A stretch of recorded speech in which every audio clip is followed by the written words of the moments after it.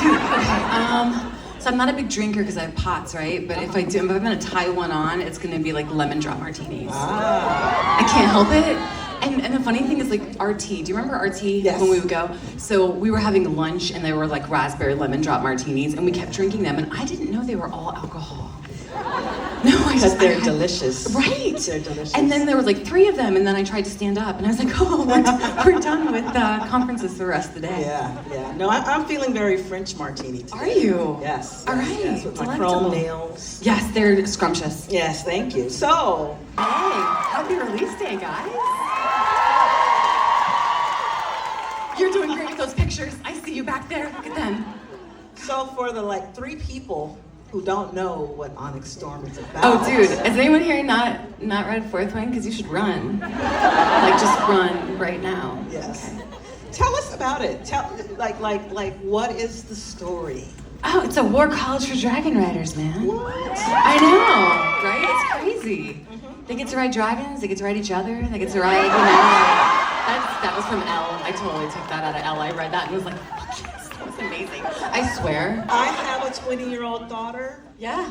And I think about some of those scenes and I'm like, she bet not. So I have sons, right? And I see the things you guys put about my sons. And I'm like, because I can't ever envision them, because the second I envision any of them in this scenario, we're done. No. It's like, I was 21 and I don't remember. I think they're having a better those time. Different college experiences, man. We chose the wrong schools. Yeah, I guess so. I mean, I had the Cosmo bedside astrologer, but Yeah. other than that. No, there was no throne scene to guide you, no Yeah. I'm sorry, I'll work harder going. Next life, writing Onyx Storm. Oh, dude. So I love how confident Violet is in this. By the way, show of hands, I'm curious. How many of you stayed up all night and read it? Good God, have you driven here? Or were you safe? Have you, any sleep? Okay. Freebase gummy bears. I know, we'll try to keep it, we're gonna try to keep it spoiler free. I love how confident she is, because Iron Flame, she's really shaken. Everything she knows is a lie, and when you base your entire self-worth off what you know, right. You're done for. So I feel like in Onyx, she's so determined and she has one goal and she's gonna go get it and she doesn't care really what the consequences are. As a writer, do you think that as you're learning more about your characters in this book, that you are Violet in that way, that as you're going on in this journey, that you are getting stronger, you're getting not necessarily violent, but bold and rash, unless you are getting more violent? No, I keep off the daggers. I'm not really, I'm not really coordinated, so I try to stay away from sharp things. But I do feel as though, I think in this process, the things that my characters go through often mirror what I'm going through, and it's not on purpose. Sometimes I just have to joke that I'm not a good enough writer to separate myself out sometimes. Yeah. So I was really shaken, and my confidence was shaken during Iron Flame, and so Violet's next going to be shaken. And as I come in to be a more confident writer, I wrote variation in between, and really found my feet again. Violet's more confident. So it's just kind of what bleeds through. Yeah. What about you? Do you do that? Yeah, I do. I mean, I don't know people who have read it. Were you unstable? Oh, sorry. It's my bad. Oh well. I'm sorry. I'm not sorry, but I'm sorry. Because as I've said before, the first book I get it, you don't know what's happening. But by the second book, this is informed consent. This relationship we have, you guys know what's gonna happen. You're still coming back of your own free will. Yeah, there's a disclaimer. There's even a disclaimer everywhere. You Legit? can't say, I did not know she was just gonna fuck me up. Go for it. Sorry. There's no this. children, right? You guys didn't bring your children, did you? Okay. I'm just checking. Even my kid isn't here tonight, thank God, because I got asked about my sex life last night in front of my child, and I was like, oh, there's gonna be some money in therapy. It's true. It's true. You just apologize. I know. So sorry. I'm sorry, dude, but it's putting you through college. Thank God, Jerry Springsteen. Yeah. No. Me killing right? people in my books, and now this is like. I love how the world opens up. So I love how you get to see so much. Oh my God, are you okay? Are you all right? Okay, excellent. Yes, cool. All right, sorry. Plot twist. There was some writing of each other, and it wasn't going very well. Okay. So I'm very excited for you guys to see how the world opens up, right? Because there's so much out there without giving it away. And I love the intricacies of what's happening in areas you haven't seen yet. God, okay, let's move on. Yeah. I'm trying really hard. Probably a broader topic as where you're getting in there. When I get into fantasy, I'm like, look, if I say chocolate comes from a leaf, it comes from a leaf. Like that's where I was like, I felt this freeing sensation in the fact that I could bend this world to be what I needed for plot. Yeah. Because I always write character driven. I've always written character driven. I kind of suck at plot driven sometimes. So I'm like, dude, however the world needs to bend, it can bend. And I found so much freedom in that. Yeah. And then you go back and write the second book and you're like, well, I set that rule. Well, that's So now we that's gotta, the thing. So you what know? do you do for things like that? Because even with freedom, there is some confinement. Yeah, you gotta always stick to your rules. I keep a Bible. I call Yeah. it a Bible. Mhm. It's a giant bedazzled notebook. It's pink. You only have one? But well, yeah, I have like 7. My husband bedazzled it with like crystals, so it says fourth wing. Aw. I know he's David? He's a keeper. My husband needs to get a bedazzler. I know he went. We'll get one to your house, don't worry. But I write like all my character notes down in it, Yeah. my world notes. So like when I was first doing like the rotunda with the dragon columns, I drew it out, Yeah. and then I was asked for like, hey, where's your map? And then like, huh? And they're like, where's your map? And I'm like, no. And like, well, you have one. I'm like, yes, I have one. Not that anyone's going to see it. Because it's like, here's this blob, and here's this blob, and this is Tyrandor, and this blob down here is Peromiel. And then it's like I had to give it to Bree and Elizabeth, the artists at Entangled. And I was like, I'm so sorry. It really, like, it's like a kindergartner got a hold of it. Because I just needed a general circular area, yeah. and then a general area of Tyrandor. And then I was like, good luck. And there's a river here somewhere. And a bay. Orange might be Easter eggs, plot just moving is green, and character relationships. And then I take those scenes, color coded up on my board. And then when I step back and I look at my act structure and I look at my plot, I can see where I'm slow. Yeah. So you mentioned playlists. Do you listen to music as you write? Because I cannot do it because it's like all of a sudden the scene has Beyonce lyrics in it. I know, it does, right? And then you're like, why is that so good? And you're like, because it's not mine. Freedom, I can't choose. Oh my God. Okay, so I listened to it before. Like I have this weird methodology where I sit down with like a cup of coffee and a Coke and an ice water, because by the time I get to the water, the ice is melted. And I play guitar for about 30 minutes. Oh. So, and I usually play songs off the playlist. So I'll usually play for about half an hour, and that like disassociates me from whatever's happening outside my office doors, because we got a lot of kids and a lot of stuff happens. Yeah. So I gotta be like, okay, yes, I'll be out for the hockey game, but could you just fight over there for a second? And then I play the music from the playlist, and then I put on white noise. Wow.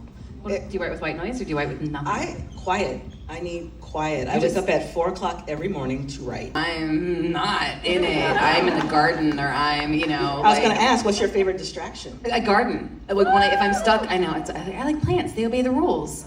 Like literally, they tell you what they need. Like shade, no shade. Minerals, no minerals. And then they do what they tell you they will. As we're children, do not.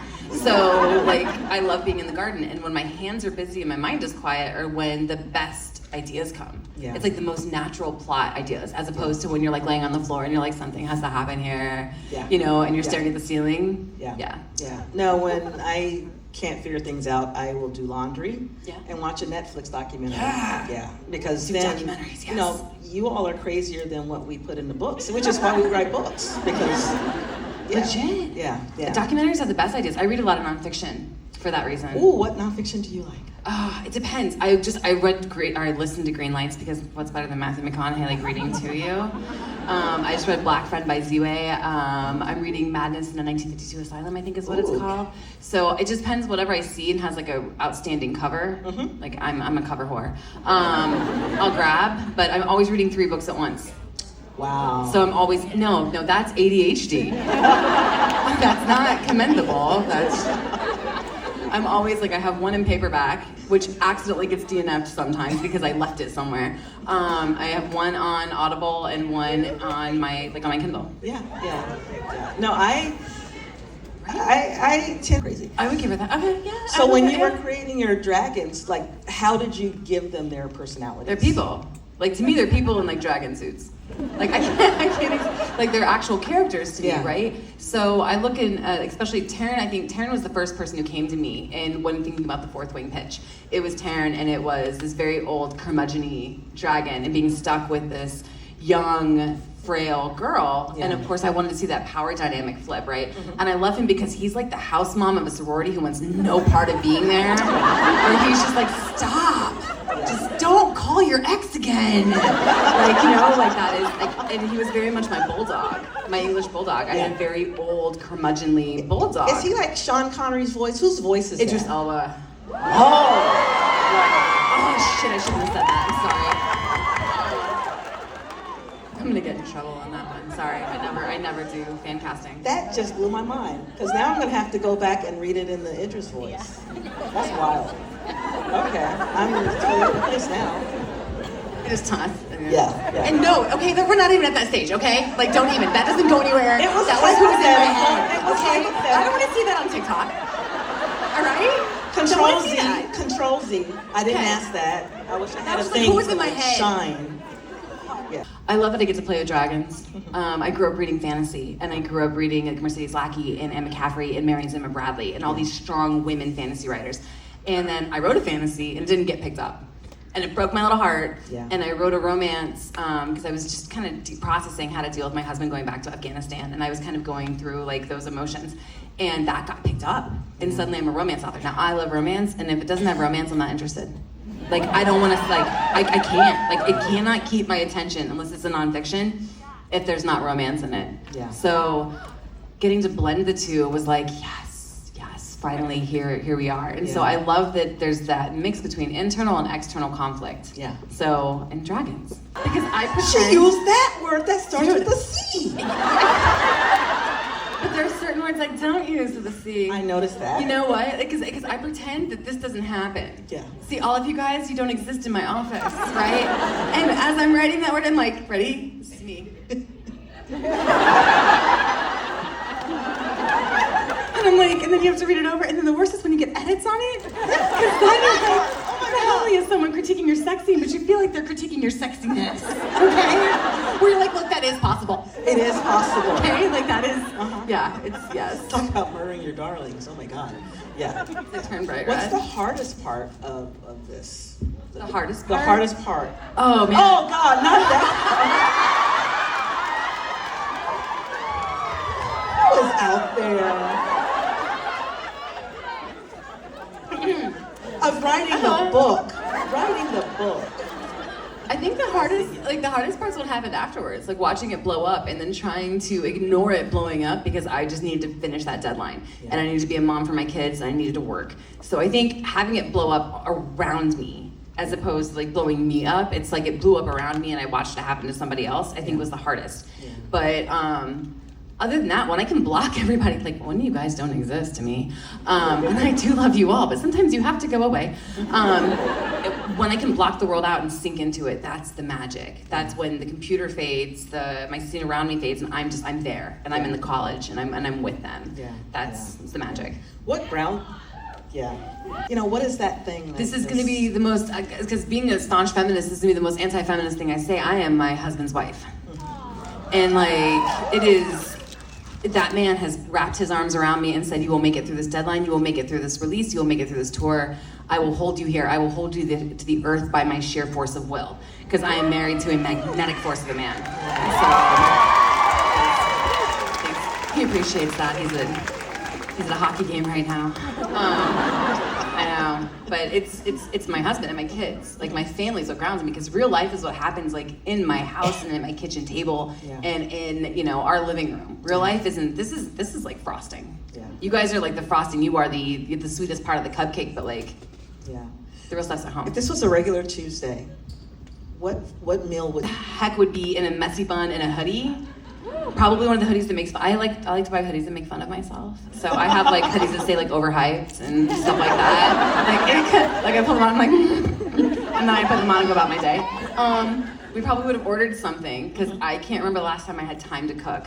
Like it's overrated. It's on my goal list. It's on my goal list to like to cook. To get back, to like I used to bake. I used to bake all the time. I used to decorate cakes. So it's like my goal is to have balance, to go to work and be at work, and then to shut the office door. That is my goal. Will Violet ever cook? Will she ever like bake? Do you want to live through it? I mean, I don't think I would ever trust Violet's cooking, especially if she doesn't like you. I think I would kind of like to see her kind of like try and like impress me. I don't know how that would turn out. Yeah, I know, right? She's like, here's your muffins, they're flat. I don't know, it's, have some oranges. Like, I don't know if I'd ever trust her to cook. I mean, food play, I can see those two totally. I mean, chocolate. Oh, my mom's in the audience. Mom, you didn't hear that. I don't know about that. Rivers, and you've got lakes and everything, and I want it all. And my office window looks up at the mountain peaks, so I think almost every book I write ends up with some type of mountain setting. I think Variation and Beyond What Is Given might be the only ones that don't have it. Maybe Hallowed Ground. Other than that. So because we are healing, can you tell us something that you won't tell anyone else, but because we're LA? Did she just say gut checking? We are healing. Right? I mean, that's cruel and unusual punishment. I mean, it's so hard because some people have already read Onyx in here. I can tell you I have the playlist for the 4th book started. I could break your heart and tell you what the first song is, but I won't. I'll let you keep reading. I don't know. I don't know. I think I said most of everything. The what? I know, yeah. Yours and TikToks. As we're looking at the sky and praying for the best. I know. Someone you love won't make it in book 4. You asked. I know. For you, LA, for you. I'm really good at comforting, can you tell? You know we're good at writing too, right? Yeah. Was that always, like, as you started the first book, was she always like your muse, or is that something you kind of picked up? Tell us about how that even started. My niece is like the ultimate Swiftie, right? Like the ultimate Swiftie, and like you're pretty much on that train with her. If you're anywhere near her like vicinity, you're on the train. So I was driving somewhere and I was listening to Lover, and Miss Americana and the Heartbreak Prince came on, and I was just like, dude, I wish I could write it like a story that like a school, like kind of like this. And then next thing I know, I'm writing Fourth Wing, and I'm like, dude, this is Miss Americana and the Heartbreak Prince. Yeah. So that kind of happens, but music is always what sets me emotionally. Yeah. So like if I'm depressed, I can listen to something and kind of uplift that mood and give me a little bit of dopamine. Makes sense? Yeah. So whatever I'm listening to really sets the tone of what scene is coming up. And I listen to a lot of Taylor, but I also listen to a lot of Halsey. So like a lot of like Nightmare. So Nightmare is always on the playlist. So isn't it? God, I think it's one of the first songs I heard that I was like, and I'm in love. Like I played it over and over and over and over, and then I saw her perform it, and I just about died. And Experiment on Me by Halsey. There's certain songs that always will be on the playlist. Because I mean, on Taylor to come up with something else that's inspired. No, but dude, if she comes and drops Rep TV, I'm down any minute. I'm down for it. But I was already writing Onyx when Torture Poets came out, and I think I heard Who's Afraid of Little Me and like burst into tears. I was like, "Are you living in my bathroom?" Because I think always one of the things about Taylor's music is like it can fit some story part of your life, like a soundtrack, and I was like, "She's living in my bathroom."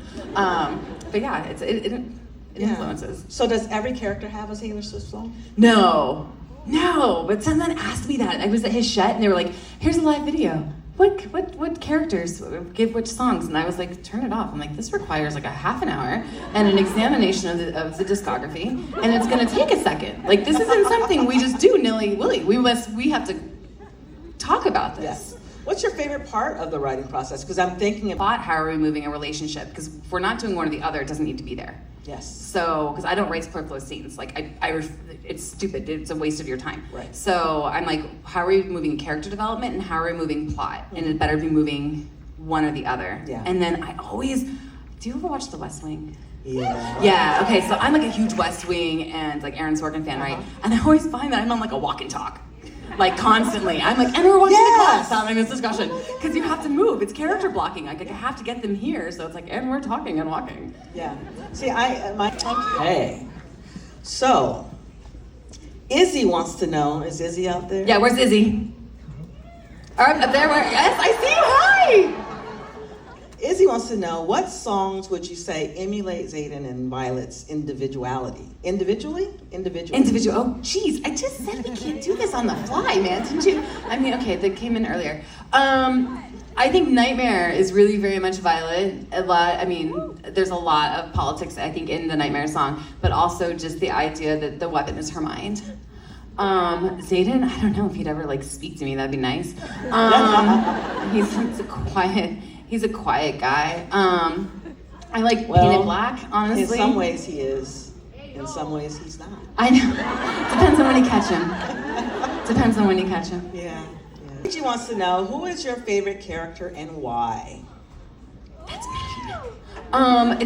Violet's always in my head, so it's kind of hard not to play favorites because she's who's had him always in. But I would say Imogen and Riddick are really neck and neck, right? Because Riddick's always got a quippy remark, and he's always going to bring that levity to a situation, and Imogen's always just fucking stop whining. And sometimes I look at Violet, and I'm like, fucking stop whining. So it's just those two. I don't have a name for this, but an ending to this series in mind. Yes? I'm sorry, is that disappointing? Would you guys rather I wander aimlessly? Here's the book, I don't know what we're doing. I'm not entertained. I know you're not entertained.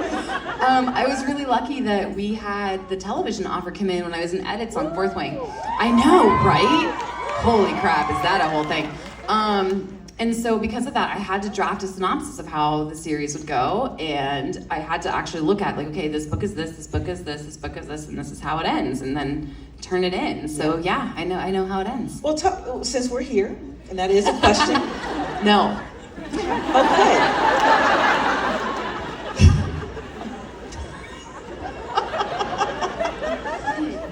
So Parker, would you ever write a prequel about the rebellion Zayden's father was leading? I would consider it a prequel. I'm just not sure what it would be set.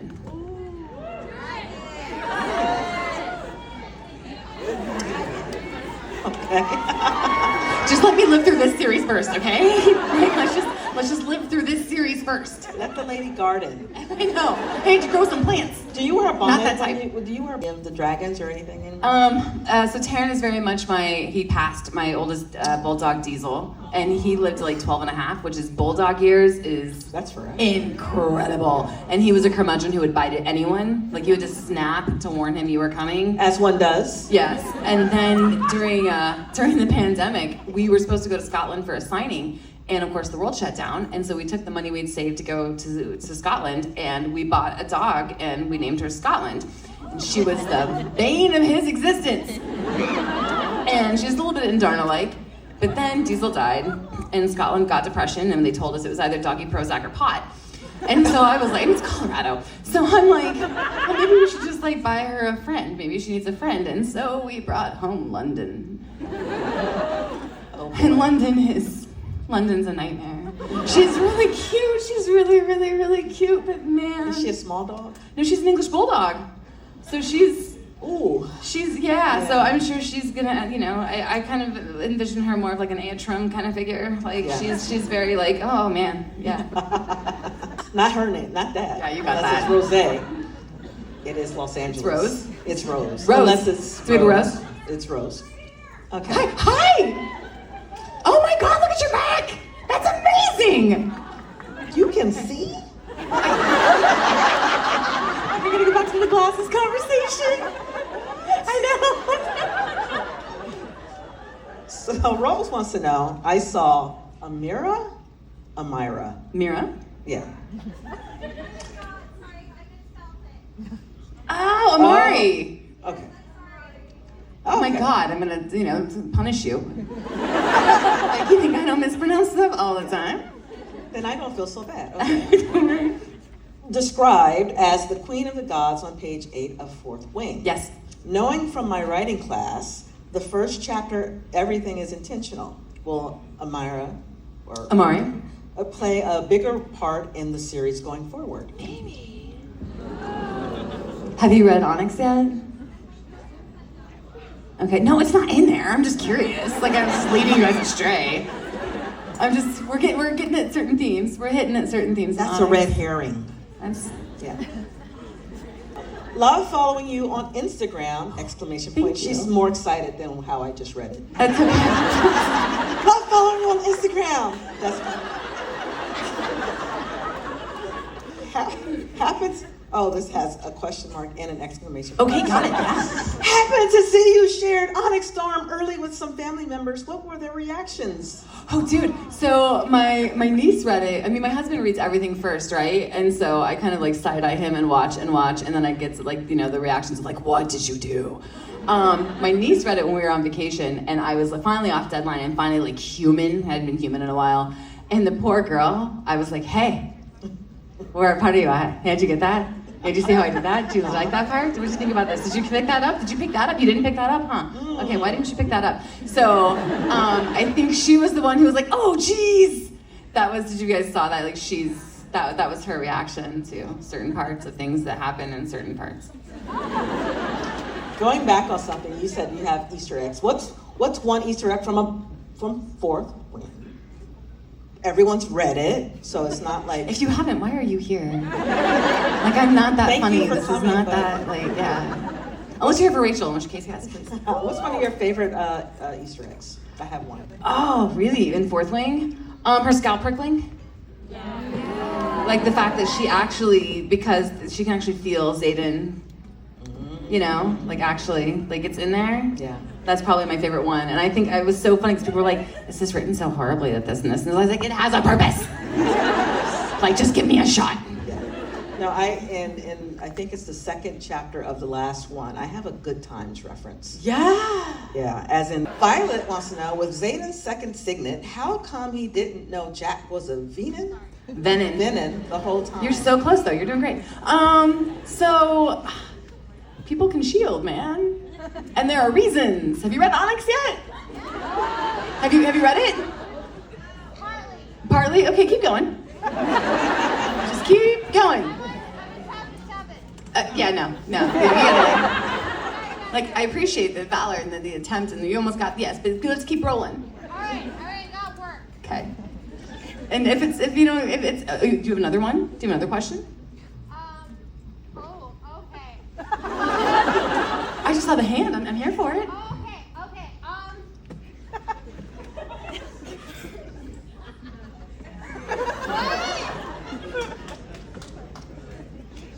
That's okay. That's all right.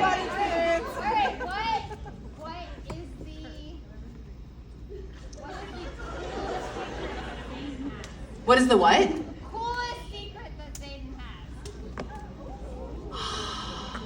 No. He is actually a Puritan. Valiant attempt. He does not like being touched, that man. I know, right? Yeah. Wants to know, did Violet's dad actually know Indara? Indara. Mm-hmm. I mean, she was in her shell. Like, can you know somebody in their shell? What? No, she can listen, she can hear, she's got a good idea of what's going on around her, but there's no like knock talk. No, like singing lullabies to the... No. But it was a good question. See, and I got to answer it. Yeah. How about we start the question and just stand up and start screaming it if it's So, this Anna asked, are any of the characters inspired by people in your life? If so, who? You, where are you? Up there? Hello, Anna! Hi, I see you. No, except for like my dog. No. A lot of times, like my husband accidentally bleeds through into my heroes because he's what I find attractive. So, and we've been married like forever, right? Like, and we've been together since we were 19. So, whatever, like his characteristics sometimes bleed into my heroes because he's what I find attractive. But I never base anyone on any actual person because one, I don't want to get a call from my mother, and I don't want to like hurt someone's feelings, and I don't want to do someone justice or injustice, and no, they're all just people in my head. When I publish, unless it's a separate. So it's like somebody walks into the room and they are who they are to me. Like I kind of like take a step back and they kind of appear to me and I say, what do you look like? Who are you? Where do you come from? What are your parents? What's your backstory? What makes you tragic? What makes you funny? What makes you not funny? What motivates you? And they're just a fully fleshed out person to me They're not based on anybody. And I also look at like who they are in relation to Violet or who they are in relation to someone else, right? And what their own arc is. Because I think secondary characters have to have their own arc. Otherwise they're 2D and they're like supporting cast. Right. So, but they really are like full people to me. And I think our profession is the only one where we can say that and not be like put in a straitjacket. So well, it's true. There's some brain science that says that the people in the room right here are as real as the people in our heads. Our brain does not know any difference. What would you say if your least favorite, who would you say is your least favorite character and why? I love Dane. Whoever said that, wash your mouth out. Dane is an imperfect 21-year-old kid who trusted his dad and is a little overprotective, telling his chronically ill friend to sit the fuck down. Okay? And you know what? Like, I'm sorry, but we all have some Dane in us. And I am, as being a chronically ill person, there are people we love that tell us to sit the fuck down, and we're like, stop it. But doesn't mean we don't love them anymore. And yes, he invaded her privacy, but so did Zayden, and y'all don't seem to mind that. Is it because he's hot? Double standards. Okay? I love Dane. Shame. God. I say good day. Alright, least favorite character, I love them all, genuinely. My God. Hey. Okay, I have a hard time with Varish in Iron Flame. I know, because I have a hard time with people who only want power for power's sake, right? So I have a hard time writing those characters. But as for who's alive, I even have use for Jack, man. Like, I mean, I don't hate anybody. I didn't say it was good use. My God. It's like Goodreads in here. True story. Right here, I heard it. Put your hands up. Oh, I see you. Hi. Sorry, it's like hide and go seek, and it is really bright up here. Oh, I like this one. What book inspired you to be a writer? Oh, man. All of them. I read Chronicles of Narnia when I was in 5th grade. I was having this war with this boy that sat next to me that I could read them faster. And I won. But probably like just the escapism, like the ability to walk through the wardrobe into a whole other world. I was like, oh, dude, that would be money. And so I think I just kind of fell in love with fantasy at that point and then moved to Mercedes Lackey. But those really, Chronicles of Narnia are probably the first time I remember binge reading something with intention. Yeah. No, would you ever write a prequel? Oh, did we just do that? Oh, yes. But I wanted to say her Is that name you? since she's here. Are you Melissa? Just to Oh, honor. I'm just looking at you randomly and I'm so sorry. Oh my God. Where's Melissa? Over there. There you Oh, yes. Oh my God, you're in the same section as the other prequel question almost. Okay. Again, yes, I think because I come from a world of interconnected standalones, whenever I write about a character or mention a character, I always have their backstory in mind and how things weave together, and I can't help but lay foundations for other stories within whatever story I'm writing. It's just part of how my brain is engineered. You wanted to know, have you mentioned the sage's real name in the first 2 books? No. Have you read Onyx Storm? No? Okay. Okay, moving on. You know, this was kind of asked, but I want to say her name. Do you read them the first time or the second? Oh. Okay, all right, because those are my most valuable piece of real estate. I love them, because sometimes they're just like, and sometimes I'm like, I'm gonna hide something here. Are you paying attention? No, I can tell that you love history because it's like, that's so history geek. Dude, and I have Excel spreadsheets for days of like what book and what page and what is on what. Pivot charts and all this. Yes, and they're all like color coded. It's ridiculous. Yeah. You have to be, otherwise you're like, well, did I say that was on page 85 already? Mm-hmm. It's a big page. Okay, Chandler. Chandler, okay. Kamisha. Where are we? Where? I can't find you. Up. Yes, I see you. Hi. This is an uplifting one. Kamisha wants to know, how does it make you feel knowing that millions of people love what you've created?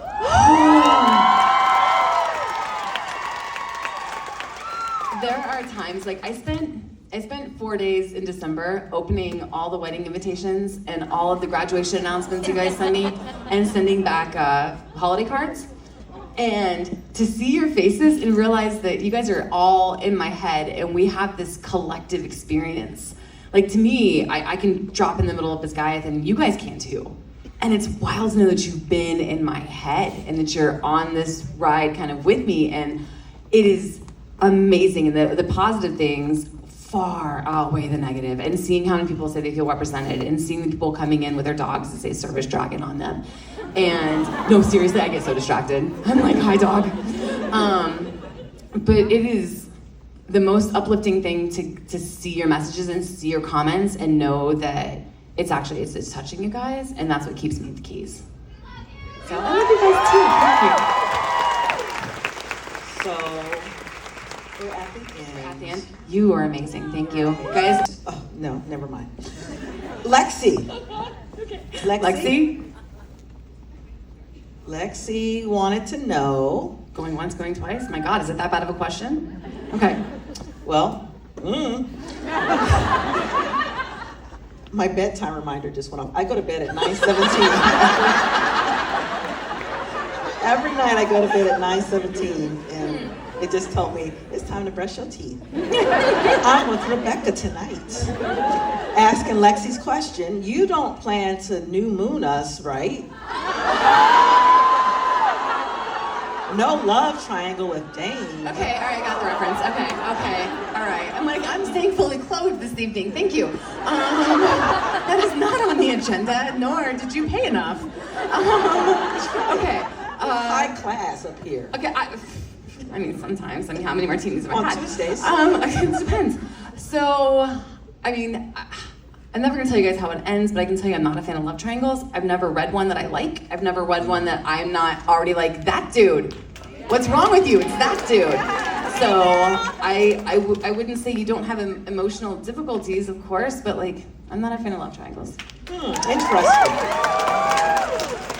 We were just talking about names, and she wants to know what inspired the names for all of your very uniquely named characters. Okay, so you might have heard me say this last night, but if you ever want to freak out your fully grown child, right? And we're talking like he's like 19, 20, you buy a baby name book. Yes. Okay? And you open that on the kitchen counter, and then he's like, is there something you need to tell me?